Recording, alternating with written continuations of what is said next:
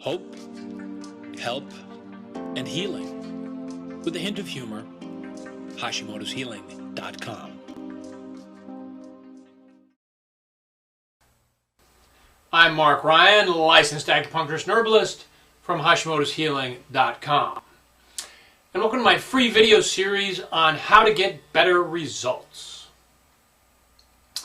Wow, I got a ton of emails and responses from the first video in this series. I was really pleasantly surprised. And in it, if you missed it, I shared that all I do is treat people with Hashimoto's. And over this last year, I've had about 500 conversations of people with Hashimoto's. And as a result, I've just racked my brain looking for patterns and commonalities and things so that, number one, I can improve my craft and get better at what I do. And number two, I can take that information and share it with you via these videos and on my blog and on my website, because I want to get that information out to you. So in the last video, what we covered was I briefly shared some information on how wiring in the brain can sometimes prevent healing. And you learned how emotional styles from a book called The Emotional Life of the Brain by someone named Richard Davidson, who's a researcher in neuroscience, and how these emotional style patterns can really have a big impact, right? Like how resilient you are, how easily you bounce back from things, or your outlook, whether you're generally optimistic or pessimistic, or how your focus and your commitment can impact all of these different results. And you need to identify these different tendencies because, for example, if you're a person who's not that resilient, has trouble bouncing back, you're generally pessimistic, and you have poor focus, well then the chances are that you're just not going to be successful in this process because the cards are really stacked against you. And this is especially true when it comes to Hashimoto's, because the reality is your resilience is going to be tested time and time again. And your outlook is going to matter to help you get through these challenges. And your focus and your commitment are going to be very important if you want to get better. So another thing we looked at was some of the basics of learning. And how true learning is really about changing behavior. And that systems for changing behavior are really, really helpful. Right? I've looked for, as an example, we talked about Alcoholics Anonymous. This is a brilliant and effective system for changing behavior. And really, we need something like that for Hashimoto's. And this is one thing I've been really thinking about. I've been trying to develop and take some of these different pieces and different ideas and put them all together into a system that's really designed to achieve and then maintain remission. Right? Remission is our goal. We want to get there. I'll share more with you about that later. But in today's video, what I want to look at is the impact of Hashimoto's and hypothyroidism on your brain. Because this is very, very, very, very, very important. Did I say very? Because I meant to if I didn't. Very important. It's very important for a whole bunch of reasons. Firstly, Hashimoto's and hypothyroidism can lead to neurodegeneration. That would be the destruction of parts of your brain. The loss of neurons. The loss of function. Not good. Brain go bye-bye. Really, really not good. And also, as we know, Hashimoto's is an autoimmune disease. And autoimmune disease is the gift that keeps on giving. Right? When you have one autoimmune disease in one place, you can often develop it in others. And one of those others happens to be the brain. Autoimmune of the brain, also not good. Research is now showing things like Alzheimer's and Parkinson's may have an autoimmune component. Those are not things we want. And the last reason that I really want to talk about is that Hashimoto's and hypothyroidism can lead to deficiencies of important neurotransmitters. that's what we're going to look at today. Right? These are really called what we can think of as molecules of emotion. There's a researcher and a scientist named Candace Pert who just passed away this last year. She was brilliant. She discovered the opiate receptor in the brain. And she wrote a book called Molecules of Emotion. It's another great book. Highly recommended. That's two. The Emotional Life of the Brain and Molecules of Emotion. Put those on your reading list. Okay, so why should you care about this? Because as we identify your emotional style, right, you know whether you're resilient or not, or hopeful or not, or focused or not, you need to know that if you have deficiencies in these neurotransmitters, it's going to affect that. Right? Because if you do have deficiencies there, then your odds of improving your thinking or your behavior are, again, greatly reduced. And if you want to succeed at these things, we want to have it so that the odds are stacked in our favor. Right? I don't know about you, but I'd rather go to the track knowing which horse has the advantage. You know what I'm saying? I like to win. It's much more fun. And when the stakes are this high, we really need to win. So if you want to be more resilient, and you want to have a better outlook, and you want to be more focused, then you really have to make sure that you have enough neurotransmitters that make all of this happen. Right? There are many of them, but the ones that I want to look at right now are serotonin, dopamine, acetylcholine, and GABA. And first of all, what is a neurotransmitter? Basically, it's a compound that's released from a nerve terminal. And when an electrical impulse travels down the terminal to the end of the nerve, it stimulates the terminal of the cell to secrete this chemical that's a signaling molecule.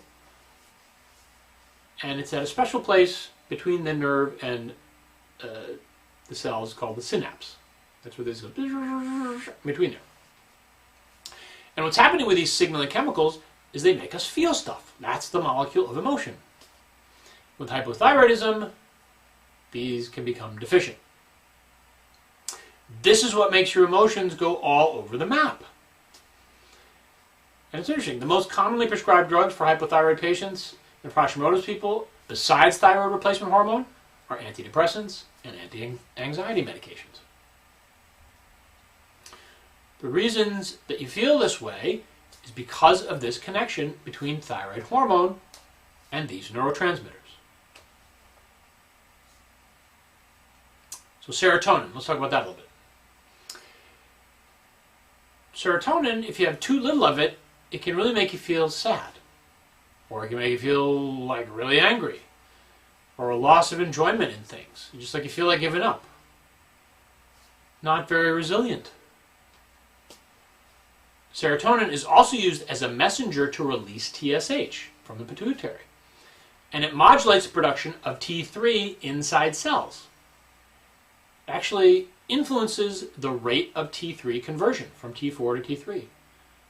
Usable form. And it works the other way around too. Thyroid hormone has a direct effect on the amount of serotonin in your body. And if you have too little thyroid hormone, it slows down the synthesis of serotonin. One reason a lot of people with thyroid hypothyroidism or functional hypothyroidism, right? You have normal numbers, but thyroid hormone is not being absorbed into the cells. This is why you get depressed. Not enough serotonin. There's always a physiological reason. It's not like, oh, you're just depressed. No, you're depressed because of these connections, because of these relationships. Okay, dopamine. Too little dopamine can make you feel self-destructive thoughts, isolation, also anger and irritability. It's the reward and pleasure molecule, right? Drug addiction, you're a dopamine fiend. So too little dopamine makes you feel like, why bother? There's no reward. What's the point?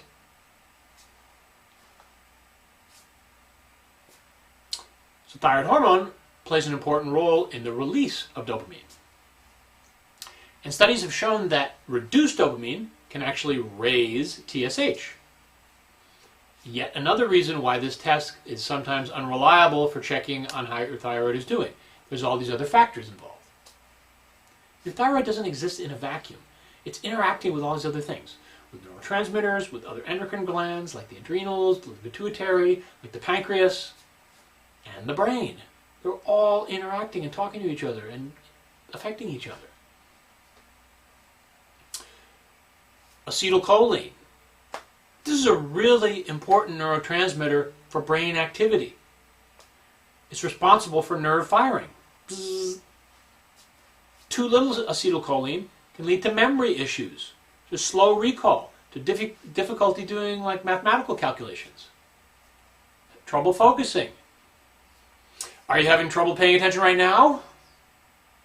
Well, you could be deficient in acetylcholine. When you're hypothyroid, your brain uses acetylcholine to make up for insufficient amounts of thyroid hormone.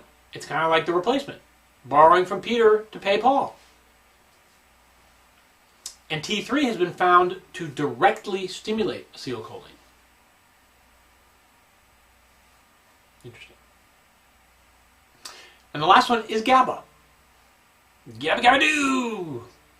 Remember Fred Flintstone? Yabba dabba doo, gabba doo. GABA stands for gamma aminobutyric acid, but it's just shortened to GABA. Well, too little GABA can make you feel anxiety, panic, restlessness. It's a calming neurotransmitter. Those other ones are all stimulating. This one's calming. So too little makes you uptight, and not in a good way. It also affects TSH in the pituitary. It affects how much TSH is released. It also affects thyroid hormones that are stimulated by TSH, like T4. And thyroid hormone keeps GABA in your system after it's released and makes more of it get released. Again, this all goes both ways. So you're not crazy. It's the impact of hypothyroidism on your brain and on all of these neurotransmitters. There's a method to the madness. So if you have too little serotonin, that will impact your ability to bounce back and be resilient. If you have too little dopamine, it's going to impact your outlook and your enjoyment of things and your staying power. If you have too little acetylcholine, you can't focus and concentrate or finish tasks. Making changes and changing your behavior requires sticking with it and focusing. And finally, too little GABA will make you unable to handle stressors. You may freak out on a regular basis because of trivial things. It may make you want to give up. We really have to look at these things, right? We not pretend this is not happening. It's happening all the time. Up here, here, throughout your body. All of these neurotransmitters. And the interesting thing is, too, these can all be nourished. You can take the raw materials to help build them and produce more of them when you are deficient. Food for thought. Literally, food for thought. Get it? Food for thought for the neurotransmitter thing. Okay. Keep an eye out for my next video where we're going to touch on some of the wisdom of Chinese medicine and continue looking at emotions and how they affect not only the brain, but also the other organs and other parts of your body. I'm also going to be doing a free live webinar that's going to tie all of this stuff together on Thursday, April 24th at 6 p.m. Pacific Time and 9 p.m. Eastern Time. In that, I want to share with you about the system that I talked about. It's called the 5 Elements of Thyroid Health, and it really looks at Hashimoto's from a holistic standpoint. All of these things tied together. Because this is way more than a thyroid problem. It's an all over your body problem, and that's where the answers are. I'm Marc Ryan, licensed acupuncturist and herbalist from Hashimoto's Healing.com. Remember, people, be good, be kind, and have compassion for everyone, including yourself.